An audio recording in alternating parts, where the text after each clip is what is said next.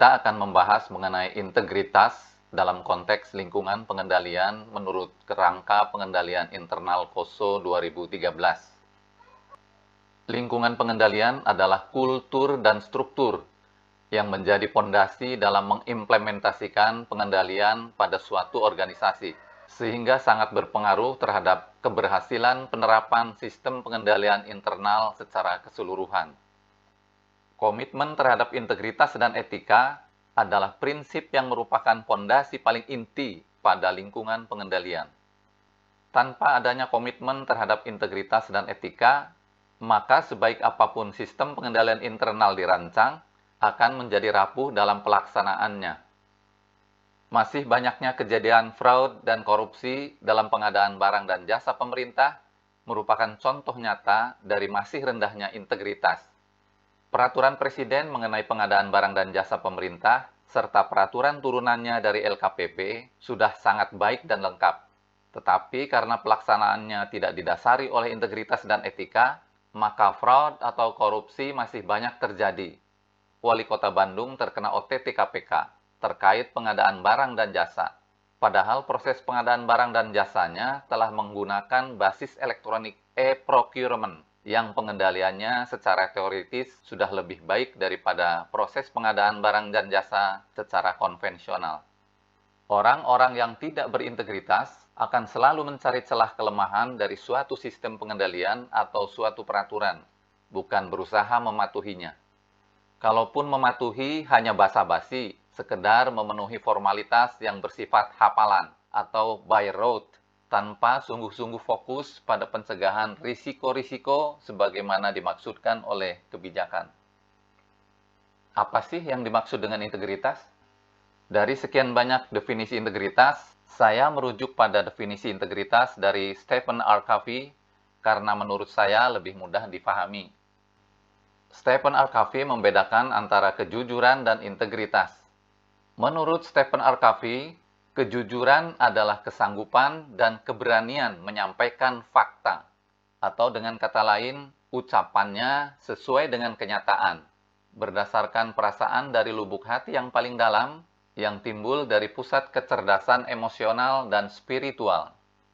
Sedangkan integritas adalah kesanggupan dan kemampuan menyesuaikan realitas dengan kata-kata yang telah diucapkan, atau dengan kata lain, mampu memenuhi janji dan memenuhi harapan.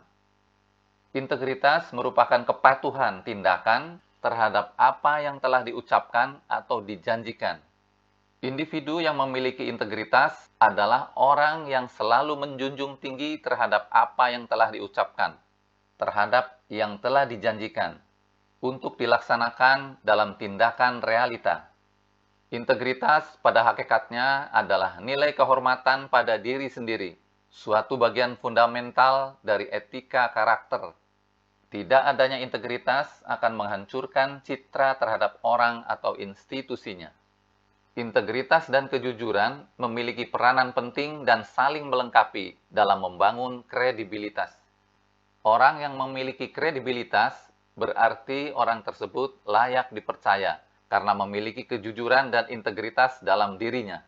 Ia akan selalu mengatakan apa yang sebenarnya sesuai dengan realitas dan merealisasikan sesuatu sesuai dengan yang diyakini atau telah dijanjikan. Kompetensi ini harus dimiliki oleh seluruh pemimpin dan pegawai agar menjadi inti fondasi yang kuat untuk membangun sistem pengendalian internal. Selanjutnya, apa yang dimaksud dengan etika? Menurut Kamus Besar Bahasa Indonesia, etika adalah ilmu tentang apa yang baik dan buruk mengenai hak dan kewajiban moral atau akhlak. Secara praktis, pengertian etika adalah suatu sikap dan perilaku yang menunjukkan kesediaan dan kesanggupan seseorang secara sadar untuk mentaati ketentuan dan norma kehidupan yang berlaku dalam suatu kelompok masyarakat atau suatu organisasi. Etika dalam suatu organisasi biasanya diatur dalam kode etik dan aturan perilaku. Tadi di awal video ini sudah disebutkan bahwa komitmen terhadap integritas dan etika adalah fondasi paling inti pada lingkungan pengendalian. Tanpa adanya komitmen terhadap integritas dan etika, maka sebaik apapun sistem pengendalian internal dirancang, akan menjadi rapuh dalam pelaksanaannya. Komitmen organisasi terhadap integritas dan etika dapat dilihat dari 4 indikator. Indikator pertama, keteladanan pimpinan atau tone at the top. Manajemen harus memimpin dengan menjadi contoh, bukan sekedar memberi contoh dalam mengembangkan nilai-nilai, filosofi, dan gaya operasi organisasi. Keteladanan pimpinan pada seluruh tingkatan organisasi sangat penting dalam menjalankan sistem pengendalian internal. Keteladanan pimpinan dapat menjadi pengungkit atau sebaliknya dapat menjadi penghambat terhadap implementasi pengendalian internal. Hal ini sangat tergantung pada baik atau buruknya keteladanan pimpinan.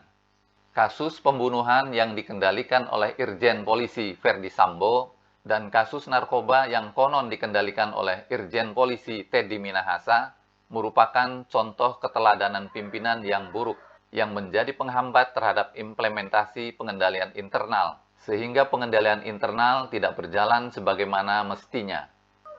Indikator kedua, ditetapkan aturan perilaku.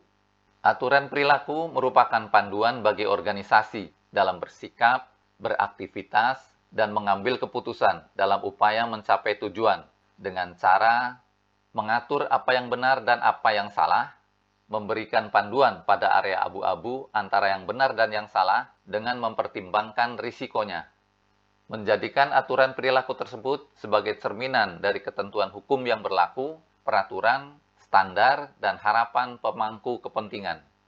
Aturan perilaku harus secara kontinu dikomunikasikan dan diinternalisasikan ke seluruh lapisan organisasi, agar anggota organisasi dapat memahami dan mematuhi.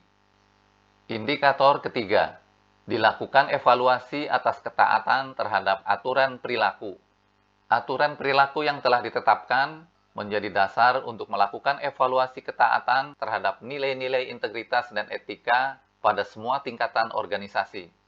Evaluasi dapat dilakukan oleh manajemen atau pihak lain yang independen.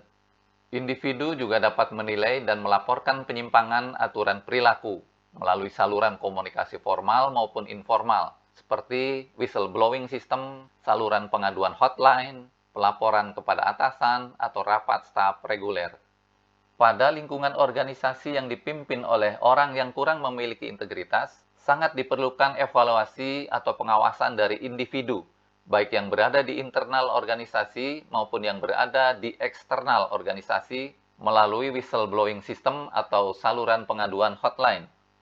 Terungkapnya kasus pembunuhan yang dikendalikan oleh Irjen Polisi Verdi Sambo, kasus narkoba yang konon dikendalikan oleh Irjen Polisi Teddy Minahasa, serta kasus yang menyeret Rafael Alun menjadi tersangka kasus dugaan gratifikasi, merupakan contoh pentingnya dan efektifnya whistleblowing system yang dilakukan oleh masyarakat dalam kondisi tertentu. Indikator keempat, menindaklanjuti secara tepat waktu atas penyimpangan terhadap aturan perilaku. Kejadian penyimpangan dari aturan perilaku harus segera ditindaklanjuti dan diselesaikan secara konsisten. Pelaku penyimpangan diberi hukuman sesuai dengan tingkat kesalahannya, mulai dari hukuman ringan berupa peringatan sampai dengan hukuman berat, misalnya pemecatan. Mencermati opini beberapa pakar bahwa salah satu penyebab berulangnya kejadian fraud atau korupsi adalah lemahnya penegakan hukum dan peraturan. Penyebab lainnya adalah masih lemahnya pengecekan independen atas kinerja.